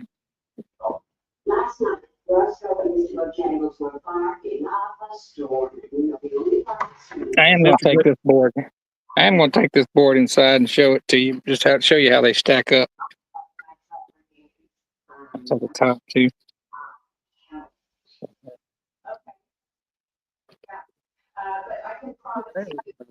Mr. JW, do you put out any swarm traps, or you just kind of build off what you already got? Well, depends on what kind of mood I'm in. I've got about 7 or 8 made up. I stick them out sometimes, and sometimes I don't. But really, I'm not sure it's worth the effort, So I got you. I think I caught 3, maybe 4 hive or 4 swarms last year. I don't work at it too hard. I've got the same trees I put them on every year, and I've just got little old, I call them French cleats where you reverse the cut, like on a 2x6, and just where I can just put the top part of the on the hive and the other one on, and leave it on the tree, and I just walk down there and pop them in there and throw a little, honey or usually lemongrass oil in it. Yes. What I use. If they do it okay, they don't okay. So. All right. There we go. Okay. See how that stacks up? If you didn't cut that little groove, little rabbit on this piece, you'd never get a good overlap here. Now, like I said, on my new ones, I make this strip wider so it overlaps more, and I can just put a couple of screws between these boxes to hold them together. So, and this is just like a 1-inch hole right here, vented, and then in one of the 2 boxes you'll screw a little bottom board in, just a piece of plywood in like that. I put a little vent hole in the middle, but that sets over the stand, so it's not really open. It's just a couple of screws there holding that in. Yeah, okay. We built our very first any kind of boxes. That's pretty well how I had built the boxes, make them stackable. But we was using some leftover cedar we had, and instead of trying to build it where it would reset or recess on top of itself like something normal, I went around like you done and put little bands at the bottom where you could just Yeah. stack it like that, like Legos, if you will. You wouldn't have to worry about them sliding off. But all right, Yeah. that gives me a good idea on things to start. Yeah, but my newer ones, even on the top, I've got it. This is a little deeper, so I can put a couple of screws through there and hold it on there, and I don't have to fool with ratchet straps and stuff. Just take a Phillips head screwdriver with me. And I rub a little wax in there. I use an old frame. I usually put some propolis in the bottom and take my heat gun and melt it into the bottom, give it that propolis smell. I'm gonna, if I can ever get time, I'm gonna take these strips off and put the wider strips, and so I can screw these together and just reuse these boxes. And I sometimes stack 3 of these, together to see if I can catch a bigger swarm. I don't think it's ever made any difference in the size of the swarm. Sometimes they're just packed out, and sometimes they're small. The thing I like about these boxes is if you want to do, they're not just swarm traps. I can take these apart and put a bottom in them and make a makeshift top, and now I've got a mating nuke. I can use it for that. It's useful for more than a swarm trap. The other thing you can do with these is when these are set up as a swarm trap, I got frames in the top. Basically got a bait frame, and I've got 3 open frames in front of that, just a starter strip, and I go ahead and put the fishing line reinforcement in there. Well, if I feel like I'm not going to be able to get back to this thing and get it moved, I'll just take this top box off and drop 4 more frames in the bottom. That way I don't have to worry about those bees building that comb on the bottom of the frame in that deep part of the box. Mm-hmm. They'll come down and build it in the frames I give them. Now, I typically early in the season I start with just frames in the top and open in the bottom because I'm more concerned about catching swarms. But after I've caught a bunch and I don't really care, I'll go ahead and put frames in the bottom and say it's already set up. I don't have to worry about checking them all the time.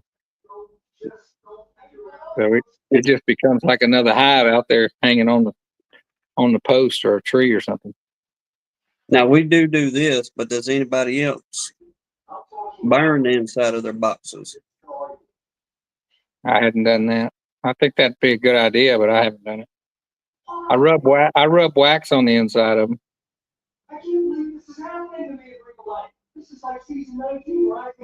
Now, if you was real serious about catching swarms in these, you would you just leave the bees in there after you caught it, because that's the best way to get bee smell in, is leave the bees in there and let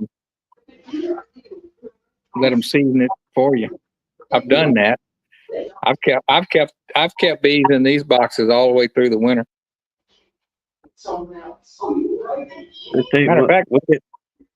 Matter of fact, I've got one out there that I've got a hive out there that's in one of these.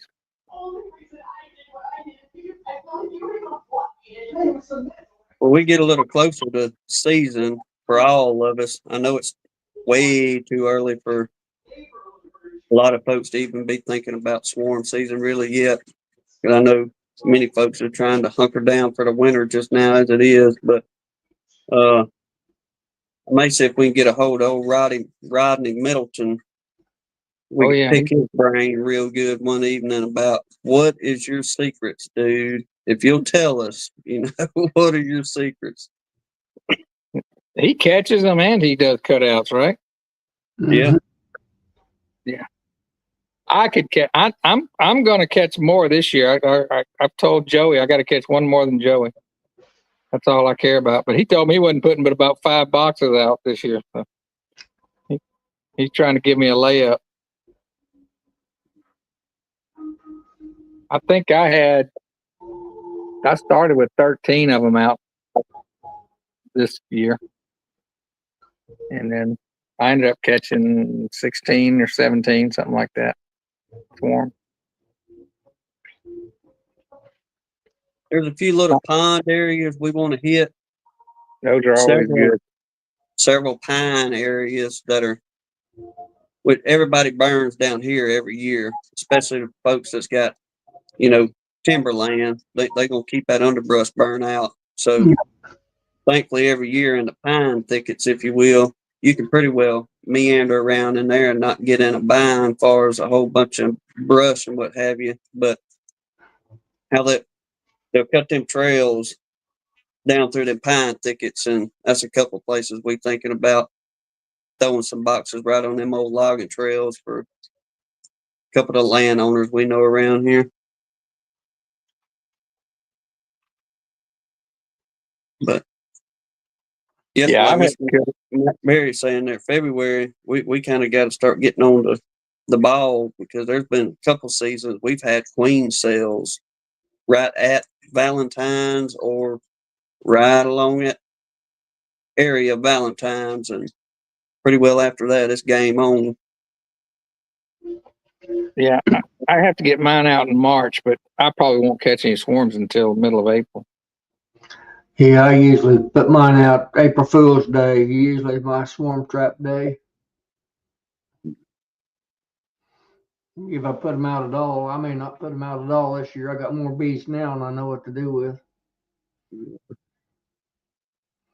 We want to get back to that 20 and just kind of hold off there. We did real good as far as enough honey for us to get rid of, then as well as having a good batch of bees.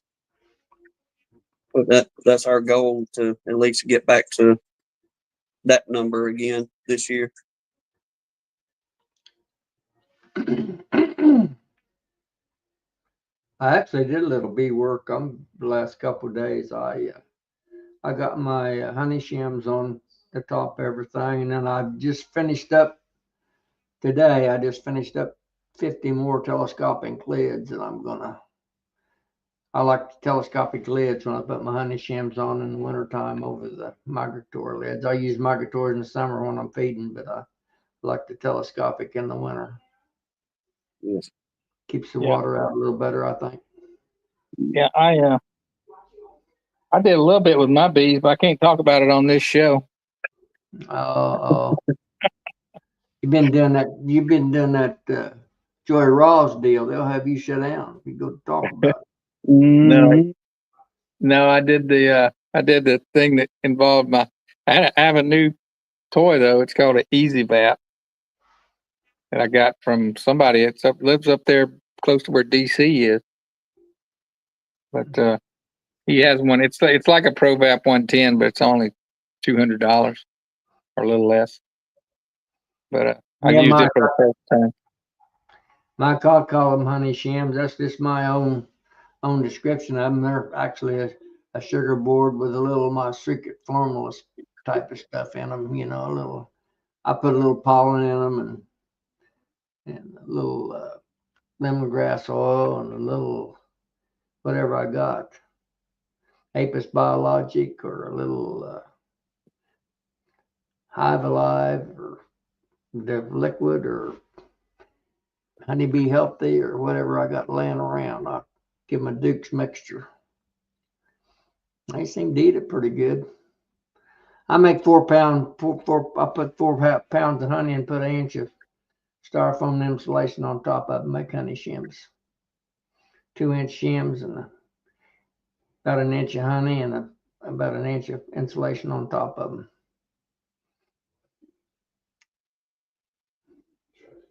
And that works out pretty good for you during season.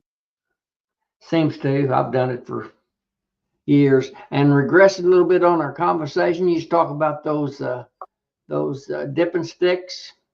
Yes. I've actually got a couple. I just took 2x4s and got me some 1/4-inch dowel rod, and I put 12 holes, drilled 1/4-inch holes in those in that 2x4 and put 12 holes in it, and I dipped 12 at a time. I actually used them back when I was trying to do a little grafting. I got to where I can't hardly see good enough to do any grafting. I actually think they actually work better than your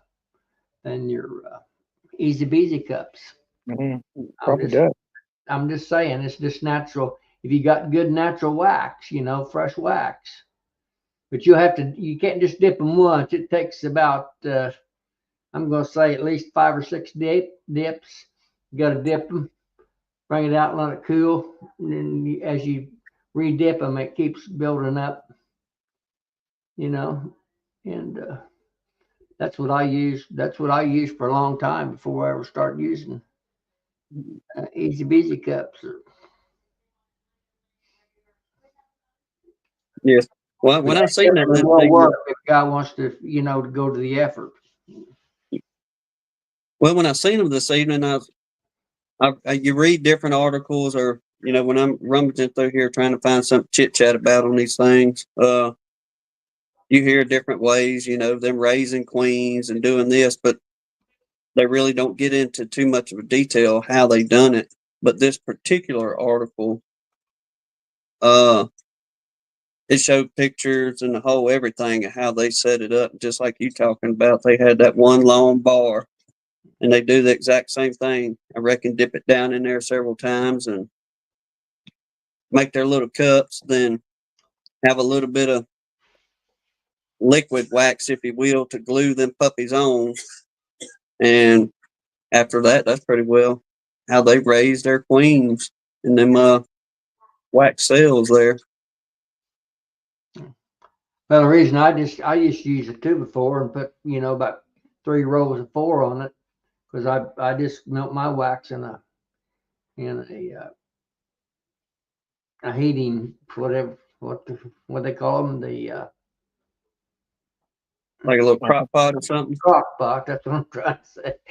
Just heat it up in the crock pot. You don't want your honey or your too deep, so you can get them all the same depth every time. If you understand what I'm saying, you get your honey about, I'm going to say about a 1/2 inch deep in a crock pot, or your honey, your wax, about a 1/2 inch deep in your crock pot. Every time you dip it, that makes it the same depth each time, but you keep adding more wax on the. I just take a grinder and grind those tips down, just on a grinder or sand, a belt sander or something. Get them all about the same. You don't have to be exact on it, but they need to be. I'm going to say your slant needs to be at least 3/8 long, maybe a 1/2 inch, from the tip up to the shoulder on the point, if you're going to make some. But they do work. Are they fairly easy to pop off once you get them to the consistency? Let them get good and cool. You might put maybe a hair dab of Vaseline on your point. You understand what I'm saying? Before you dip the wax on, it'll come off better. But you'll run some. You've got to kind of twist them to get them loose usually. Yes. Off them little points. You got to twist them. You'll mash one or two of them or tear them. But I don't do much of it anymore. I've still got my old dipping block, but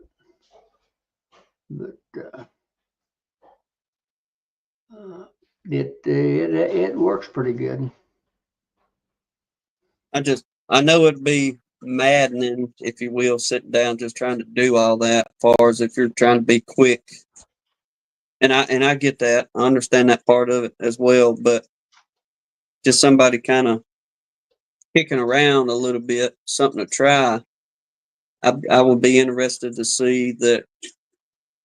Do they draw them out much better as far as that queen cell, or are they more accepting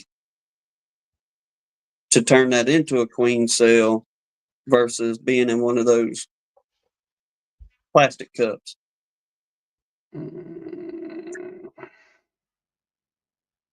I don't know. I'm not that experienced at it. I learned this. My dad was an old time beekeeping. A lot of my stuff is strictly old school that I do. That's the reason I don't make how-to videos or things. I just once in a while make a video showing logistics of what's going on around me, but I very seldom ever try to tell folks how to do things because I do things different than a lot of folks. Yes. So, But I'm one of those individuals that I find that interesting. I enjoy how they did things in the old days. Granted, yeah, there's much faster ways nowadays to do things. I understand that, but going back to how they done it back in the day, and they had good success doing it. well, here's my story, Tim. I tell folks I used to help my dad, and I didn't like it too well when I was younger. I used to help him with the bees, but the time I was helping him, I was more interested in the birds and the bees, and I was just the bees. So a lot of them things that my dad did was old school. I wish I'd paid more attention because I forgot a lot of it. You know, would be that's very applicable even today. You know, Yes, sir. uh, Sure. too soon old and too late smart. So I tell folks. Hey, but they done it and they made things work. Well, they had an advantage that we don't have anymore.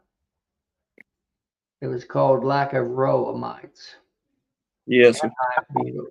You know, you could take a dozen hives. We'd cut bee trees in the wintertime, get the bees out of them and what we didn't kill, you know, and hive them up and leave them. You check them once, maybe twice a year because you don't have to worry about just let them take care of themselves.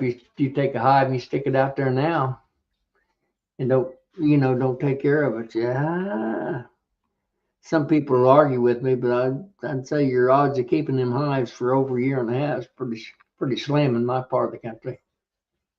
Well, often when I read in them old bee journals, I'll go mid 1860s into the early 1900s on things, and the only pest that they even speak of, like repetitive, is the blasted wax moth, and there was some kind of little fly. Now that little fly would get in there and lay its eggs amongst everything else and kind of create havoc in the colony as well. But Yeah.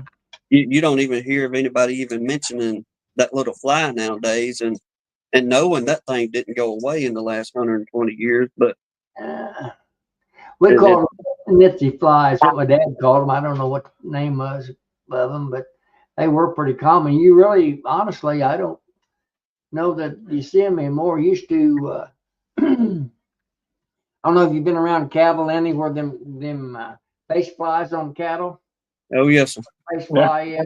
Them flies you got in the beehives are just about like face fly on the cow. If you Okay. know, if you've been around that. Mhm. So we call them. My dad called them nitsy flies, and that's what we called them. Never knew any different, but I don't know just what the common true name for them was. They would get in the hives, lay eggs usually in your uh, bee bread, so to speak. Yeah.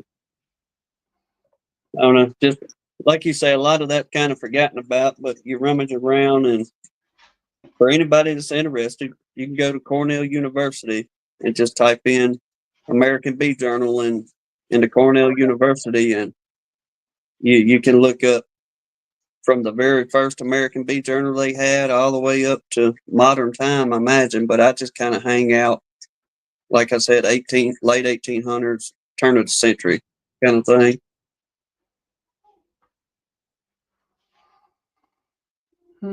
Probably my closest beekeeper to me is a big time beekeeper, and he writes for the Bee Journal now. You might read some of his articles. Anyone takes the modern ones off of him. His name's Charles Linder. Yeah, I've heard of him. Yeah. Oh, he I don't know, runs 5,000 or 6,000 hives. He does some pollination all over the country. He goes to California and Wisconsin for the cranberries from down here, and we've got a lot of melons in in the Ohio, in the sand bottoms of the Ohio, and where the Ohio and the Mississippi come together in those sand bottoms, they raise a lot of watermelons, muskmelons, and Is that he type the of guy that I think I might have heard him speak before? Is he the guy that He's got in into the Army beekeeping? this year. He's a big wig in the what is that, ABF, or the American Bee, that for the commercial boys. He's a big wig in that. And Did he get in? Did he get into beekeeping pretty late in life? well, he was an engineer for Case New Holland. Was a combine Yep. engineer for Case New I think Holland. that's him. I think that's the guy. I And don't think he got into it until he was 50 or so. yeah, he got into beekeeping. He's just down the road from me, about 15 miles. Yeah, I've heard him. He's a he's real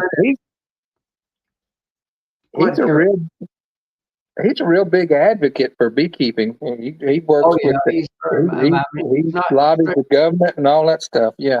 Yeah, he very much does a lot of that. He's very active, and he's not a big me, little you commercial guy either. He, Oh, man. you know, he Oh, he seems to be a likable fella. hobby, and he makes the Pro Nukes. He makes them, Oh, that's him. Okay. yeah, and those easy beezy, the nylon or plastic package cages. He makes those also. Oh, okay. He started that about, I don't know, what did he tell me, 6, 7 years ago he started it, and he makes them right here down the road from me, about 15 mile, 20. Oh, that's probably good. So he does the JZBZ too, or Yeah. he does both of those. Wow, Yeah, he's yeah. on competition. Wow. I was over, well, the JZBZs, uses them for, people use them for packages. They're just like a white nylon, or his are white, kind of Mike a plastic Clayfair. nylon, I've got a couple of those. I love those. If you're transporting bees, or just 4 or 5 frames, those you can't beat those. Oh yeah. I like those better than the Pro Nukes for that particular task. But I agree with you 100%, but a lot of folks like the Pronix better because they keep bees in them. You can't keep bees in the packages, or the easy beesies, or whatever you want to call them. seems like you should be able to keep them in there. I don't know why you couldn't. But I think like people like the Pro Nukes, because you get a few of those JZBZ, they don't nest together like the Pro Nukes do. You can store those Pro Nukes a lot better, so they'll stack up. I've got two of those JZBZs that I got from the guy I bought my first bees from, and I've used them several times for different things. For moving, just moving bees, or if I'm doing splits, I'll park some frames in there for a little while and move them to some other boxes. Hell, I'm old school. I like the old wooden cages if you're gonna, for packages myself. So even better than this new. Oh, you're talking about packages. Okay. Yeah. I'm talking about the. You're not talking about the jesters, aren't you? Oh, I'm talking about that's what I'm talking about. Jesters. Jesters are chloroformer made in Nims, Florida. Okay, that's what I was talking about. Yeah, you're talking about the jesters. That's the chloroform that you have to fold together. Yeah, I like those better for what they're doing, but I don't. They get in the way after you using them. They're too bulky. Yeah. You can't stack them. I mean, so to speak, other than stack them on top of one another. Yeah, take up a lot of space. I'm probably gonna buy a few of those Pro Nukes at that price that he's got them, and probably have to get them early because they're probably gonna sell out at that price. With them jesters, we had to watch this around here, but getting a bunch of rainwater in them. Give me just a second. My little dog wants out. Excuse me just a second. Go ahead. But what I'd have to do a lot of times is just cut me a little piece of tin, a little corrugated or something like that, and stick on top. Whenever we get our Amazon showers in the springtime down here, rain for a week, 5, 6, 7 inches of rain. That That's the only problem that I kind of found around here with those Yeah, jester boxes. it's got that little feeder hole in the top of it. Probably where the water is getting in. You could probably stick a piece of duct tape on it, stop a lot of it. Yeah. I don't mind they're windproof or waterproof. I never leave them out in the open. I've got several of them I've had around for. I think they're pretty much. Actually, I got what I get. I got 4 nukes off of Greg Burns. I wanted to try some of his Caucasian line out in Ohio, and I went out there and got them. I got them in them easy nukes. They work good. I got them home in good shape. So about 5 hours of driving. So for me. But anyway, I didn't mean to get off on the sideline on your on your chat. Oh, you all right, Miss J.D.? Making conversation. So we're gonna wrap it up here in a few minutes. Anywho, we had 2 hour, and I'm trying my best to hold my yawns back too, Philip. I see you up there trying to Oh man, keep yourself together as well. I haven't been trying to hold them back. I just been letting them go. Yes. That's contagious. If you smile and if you yawn in front of somebody, you'll have them yawning. Yeah. Oh, yeah. Right about that. Well, I'm kind of biting my lip seeing Philip up there yawning good. And I'm like, doggone it, man.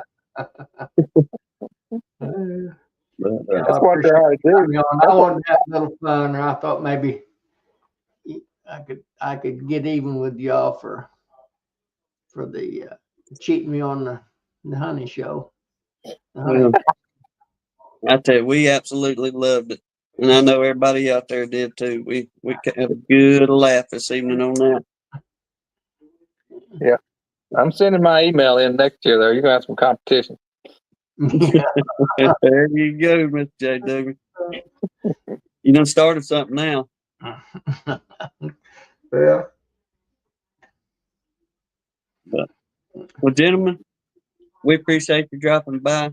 Like I said, we're going to go ahead and wrap it up. Folks is heading on out too, and I don't blame them. Y'all, everybody on the chat, don't remember the Eyes for Heroes now, folks. They can use every little bit helps. Don't have to be much. Yeah, and it's a lot more fun to watch when you got at least one horse. Just send $5 if that's all you want. Make sure you're in. Make sure you're in the game, in the running. But yeah, and make sure y'all hit that like button when you get out of there. Yes, yeah. But, all right, y'all.